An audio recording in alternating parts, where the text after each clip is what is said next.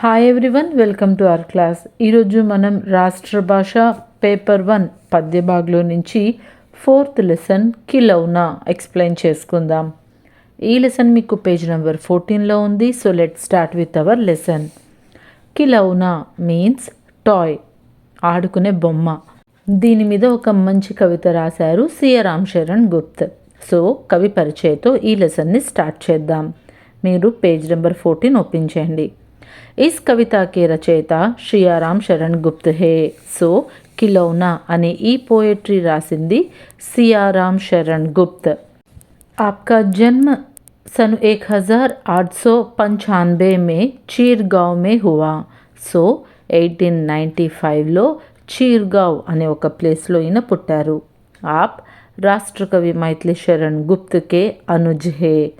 अनुज means small brother, younger brother. So మన రాష్ట్రకవి మైథిలి శరణ్ గుప్త్ యొక్క యంగర్ బ్రదరే ఈ సియా రామ్ చరణ్ గుప్త్. ఆప్ రాష్ట్రీయతాకే పూజారి హే. సో దేశం మీద భక్తితో ఈయన ఎన్నో పేట్రియాటిక్ సాంగ్స్ రాశారనమాట. మౌర్య విజయ్, దూర్ వాలద్, ఆద్రి పతే ఆది ఆప్కే కవితా సంగ్రహే. సో ఈయన రాసిన కవితల యొక్క కలెక్షన్ పేర్లు అనమాట ఇవన్నీ.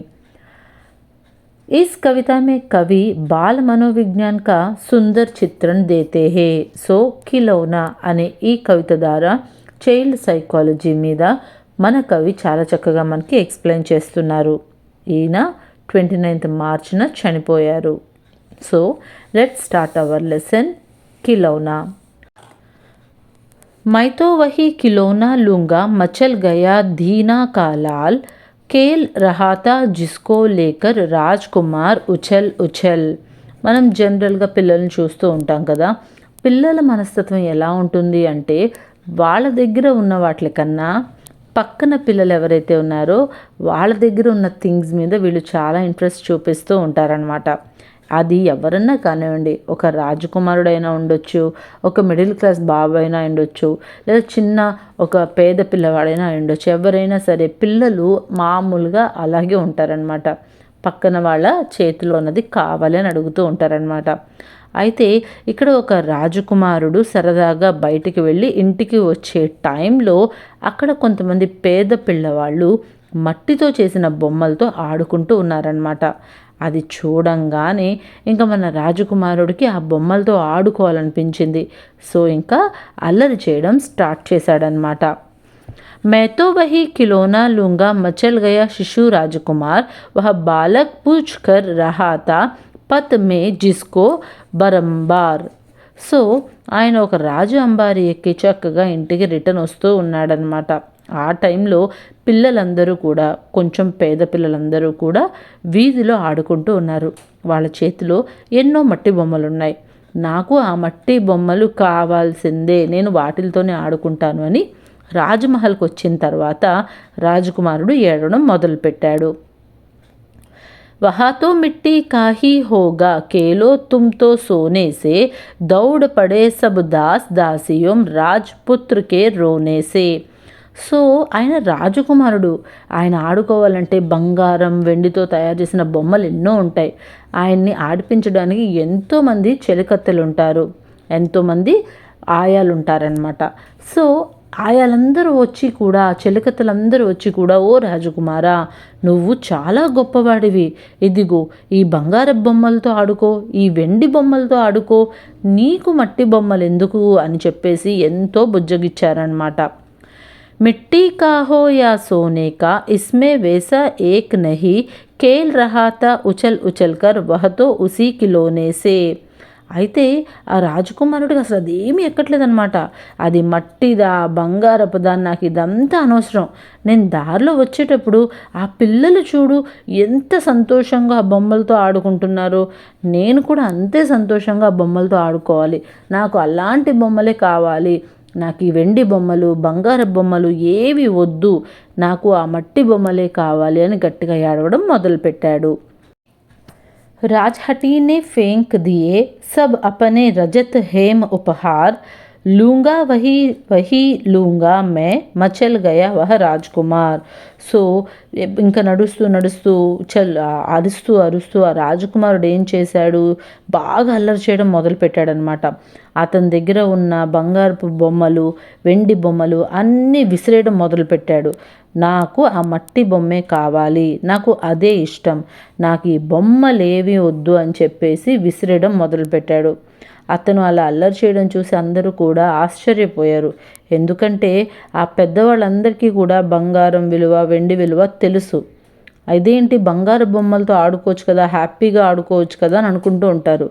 కానీ ఇక్కడ మనం బాగా గుర్తుపెట్టుకోవాల్సింది ఏంటి అంటే, మన దగ్గర ఉన్నవి బంగారపువా వెండివా కాదు, మనకి సాటిస్ఫాక్షన్ ఉండాలన్నమాట. అవి చూడంగానే మనం చాలా హ్యాపీగా ఫీల్ అవ్వాలి. అది 5 రూపీస్ 10 రూపీస్లో వచ్చి చిన్న టాయ్స్ అయినా ఉండొచ్చు. థౌజండ్స్ పెట్టి టాయ్స్ కొనాల్సిన అవసరం కూడా లేదు. సో ఈ రాజకుమారుడు యొక్క మనసు మనకి పిల్లల యొక్క అమాయకత్వాన్ని చాలా చక్కగా తెలియజేసేలా చేస్తుంది. మన దగ్గర ఎంత ఉంది, ఎంత విలువైనది కాదు, మనం దేనితో హ్యాపీగా ఉంటాము. ఆ పేద పిల్లలందరూ చూడండి, కేవలం మట్టి బొమ్మలతోనే ఆడుకుంటూ చాలా హ్యాపీగా ఉన్నారు. మట్టి బొమ్మ ఎంత ఉంటుంది, అప్పట్లో చాలా తక్కువ, అణాలు అర్ధనాలు అంటే రూపాయి కన్నా తక్కువ అన్నమాట. బంగారం అంటే చాలా ఎక్కువ. ఇప్పుడు కూడా మనం కంపేర్ చేస్తే థౌజండ్స్ ఆఫ్ రూపీస్తో మీరు మోటార్ కార్స్ అన్నీ కొంటారు. వాటి బదులు ఒక 100 రూపీస్లో వాటిలో కొన్ని చిన్న చిన్న టాయ్సే మనకి ఎక్కువ రోజులు పనికొస్తూ ఉంటాయన్నమాట. So where you are getting happiness is more important than which cost you are spending for that. Okay, so this is your lesson Khilona. ఈ లెసన్లో మీకు పేజ్ నెంబర్ 15లో ఒక భావార్థం ఉంది చూడండి, లాస్ట్ పారాగ్రాఫ్. రాజ్హటీనే ఫేంక్ దియా సబ్ అపనే రజత హేమ ఉపహార్. ఈ పోయంకి మీరు భావార్థ రాయాలి. ఫస్ట్ కవి పరిచయ రాయాలి ఒక 3 లైన్స్లో. इस कविता के रचयिता सियाराम शरण गुप्त है. आपका जन्म 1895 में चीरगांव में हुए. आप राष्ट्रकवि मैथिली शरण गुप्त के अनुज हैं. आप राष्ट्रीयता के पुजारी हैं. मौर्य विजय, दूर बालधि, आंध्री, पते आदि आपके कविता संग्रह है. సో ఈ 3 లైన్స్ కవి పరిచయం రాసిన తర్వాత ఈ పోయం యొక్క భావ్ రాయాలి. మీరు భావ్ అని పెట్టండి. इस कविता में कवि बाल मनोविज्ञान का सुंदर चित्रण देते हैं. సో ఈ పోయం ద్వారా కవి మనకి పిల్లల యొక్క సైకాలజీ, పిల్లలు ఎలా ఆలోచిస్తారో చాలా చక్కగా ఎక్స్ప్లెయిన్ చేశారు. राजकुमार को अपने रजत स्वर्ण के मूल्यवान उपहार दिए हैं. సో రాజకుమారుడికి స్వర్ణ అంటే బంగారం, రజత్ అంటే వెండి, ఇలాగ ఎన్నో బొమ్మలు, చాలా ప్రెషియస్ అయిన బొమ్మలు ఇచ్చారనమాట. లేకిన్ ఉస్నే సబ్ కుచ్ ఫేంక్ దియా. కానీ ఆ రాజకుమారుడు వాటన్నిటిని కూడా విసిరేశాడు. ఉసే మిట్టీ కా కిలోనా హీ పసంద్ తా. ఆయనకి మట్టితో చేసిన బొమ్మలే చాలా ఇష్టం. ఇస్లియే మిట్టీ కే కిలోనే కా ఇషారా కర్కే ఉస్నే హట్ కియా. ముझे యహీ కిలోనా చాహియే. సో అందుకని మట్టితో చేసిన బొమ్మల వైపు చూపిస్తూ చాలా మొండిగా వాదించాడనమాట, నాకు ఆ మట్టి బొమ్మలే కావాలి అని. ఓకే, దీని కింద మీకు కిలోనా సారాంశం ఉంది. కవి పరిచయం ఆల్రెడీ అక్కడ పైన చెప్పుకున్నాం కదా, same as it is 3 lines రాసేసేయండి. సారాంశ్. इस कविता में बाल मनोविज्ञान का सुंदर परिचय है. बच्चों को सोने या मिट्टी दोनों बराबर है. పిల్లల యొక్క సైకాలజీ ప్రకారం వాళ్ళకి బంగారమైనా, వెండైనా, మట్టైనా ఏదైనా ఒకటే. వాళ్ళు హ్యాపీగా ఉండాలని కోరుకుంటూ ఉంటారు, ఎప్పుడు నవ్వుతూనే ఉంటారు. कभी कभी मिट्टी के खिलौने उन्हें सोने के खिलौने की अपेक्षा अधिक प्यार देते हैं. సో సమ్టైమ్స్ గోల్డ్, సిల్వర్ వీటి కన్నా మట్టితో చేసే బొమ్మలే వాళ్ళకి చాలా ఎక్కువగా ఇష్టపడుతూ ఉంటారు. కవిత మే ఏక్ రాజ్కుమార్ మిట్టీ కే కిలోనే కే లియే హట్ కర్తా తా. సో ఈ కవితలో ఒక రాజ్కుమారుడు మట్టితో చేసిన బొమ్మల కోసం ఏడవడం స్టార్ట్ చేస్తూ ఉంటాడు. జిస్కే సాత్ దీన్ అంటే పేదవాళ్ళు, గరీబ్ కా బచ్చా పత్ మే ఖేల్ రహే తే. సో ఒక దారిలో పేద పిల్లలందరూ ఆడుకుంటున్న ఆ మట్టి బొమ్మలే కావాలని రాజకుమారుడు ఏడవడం మొదలుపెట్టాడు. ఉస్ ఖిలౌనో కో లేకర్ రాజ్కుమార్ బి ఖేల్ రహా థా. సో ఆ కిలోనే ఆ బొమ్మల్ని తీసుకొని రాజ్కుమారుడు ఆడుకోవాలనుకుంటున్నాడు అనమాట. రాజ్కుమార్ రాజ్మహల్ వాపస్ ఆనే కే బాద్ బి ఉసి మిట్టీ కే ఖిలౌనే కే లియే హట్ కర్తా థా. సో ప్యాలెస్కి వచ్చేసిన తర్వాత కూడా ఆ ప్రిన్స్ అలాంటి మట్టి బొమ్మలతోనే ఆడుకోవాలి అని చెప్పేసి గట్టిగా పేచి మొదలు పెట్టాడనమాట. దాస్ దాసియోం ఉన్హే సమజాతే హే కి వే ఉసే సోనే కే కిలోనే దేంగే. అక్కడ ఉన్న దాసీలందరూ కూడా ఆ పిల్లవాడిని బుజ్జగిస్తున్నారనమాట, నేను మీకు బంగారు బొమ్మలు ఇస్తాము అని. वे कहते हैं कि మిట్టీ కే కిలోనే సే సోనే కా కిలోనా అచ్చా హే. ఆ చిన్న పిల్లవాడికి ఏమని చెప్తున్నారు, మట్టి బొమ్మల కన్నా బంగారు బొమ్మలు చాలా బాగుంటాయి అని చెప్పారనమాట. लेकिन राजकुमार कहता है कि मिट्टी का हो या सोने का, जिस खिलौने के साथ वह पत में खेल रहा था वही खिलौना चाहिए, क्योंकि उसमें बड़ा आनंद आता है. అవి బంగారపువా వెండివా నాకు అదంతా అనవసరం, ఆ మట్టి బొమ్మలతో ఆడుకునేటప్పుడు చూడండి చాలా హ్యాపీగా ఉంటుంది, నాకు అలాంటి మట్టి బొమ్మలే కావాలి అని ఆ రాజకుమారుడు పేచీ పెట్టాడనమాట. చల్తే చల్తే రాజ్కుమార్ అధిక్ హట్ కర్నే లగా. అస్సలు ఆపట్లేదు, ఆ పేచీ ఇంకా ఎక్కువగా చేస్తూనే ఉన్నాడు. ఉస్నే సభీ స్వర్ణ కీ చీజోం కో ఫేంక్ దియా. ఆ గదిలో ఉన్న బంగారపు వస్తువులన్నిటిని కూడా విసిరేస్తున్నాడు. క్యూంకి ఉసే మిట్టీ కా హీ ఖిలౌనా పసంద్ హే. ఎందుకంటే అతనికి ఆ మట్టితో చేసిన బొమ్మలు చాలా బాగా నచ్చేశాయి.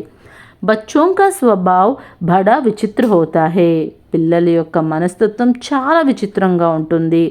అపనే పసంద్కి చీజ్ సోనే యా మిట్టి ఉస్కి ఉన్హే కోయి చింతా నహీ. సో పిల్లలకి అది బంగారపుదా వెండిదా మట్టిదా ఇలాంటి తేడాలు ఏమీ ఆలోచించారనమాట. इस कविता में राजहट तथा बालहट का वर्णन मन को छू लेता है. సో ఈ కవిత ద్వారా మనకి బాగా అర్థమైంది ఏంటి అంటే, ఎంత రిచ్ కిడ్ అయినా కానివ్వండి, పూర్ కిడ్ అయినా కానివ్వండి, ఎవరైనా కానివ్వండి, వాళ్ళ మనసుకు నచ్చే పని చేస్తున్నప్పుడు, వాళ్ళ మనసుకు నచ్చిన వస్తువులు ఉన్నప్పుడు వాళ్ళు చాలా హ్యాపీగా ఉంటారు. Cost variation, ups and downs ఇవన్నీ కూడా వాళ్ళకి అనవసరం అన్నమాట. ఓకే, సో పిల్లల మనసు చాలా స్వచ్ఛంగా ఉంటుంది, దాన్ని మనమే కాపాడుకోవాలి అని చెప్తూ ఈ కిలోనా లెసన్ మనకి మంచి ఎగ్జాంపుల్గా ఉంటుంది for the innocence of a child. I hope you understand this lesson. Thanks for watching.